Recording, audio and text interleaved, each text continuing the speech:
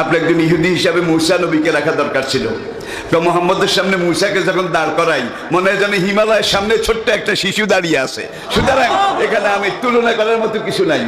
দুনিয়ার অন্য কোনো মানুষ তার সাথে অরূপ, অতুল, কালোজয়ী, চিরন্তন, চিরশাশ্বত, চিরসত্য, চির অম্লান নবী মুহাম্মদ রাসূল সাল্লাল্লাহু আলাইহি ওয়াসাল্লাম তাকে বলেছে, as a religious teacher, as a founder, as a ruler, as a leader, as a commander, as a law giver, as a law maker,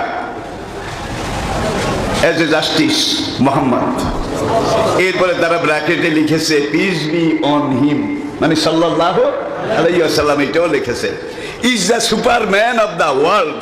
দুনিয়ার বুকে এই মানুষের ইতিহাসে শুরু থেকে এই পর্যন্ত জগতের সর্বোচ্চ, সর্বশ্রেষ্ঠ, বহুমুখী পূর্ণাঙ্গ মানুষ একজন, তিনি ইসলামের নবী মুহাম্মদ রাসূল সাল্লাল্লাহু আলাইহি ওয়াসাল্লাম।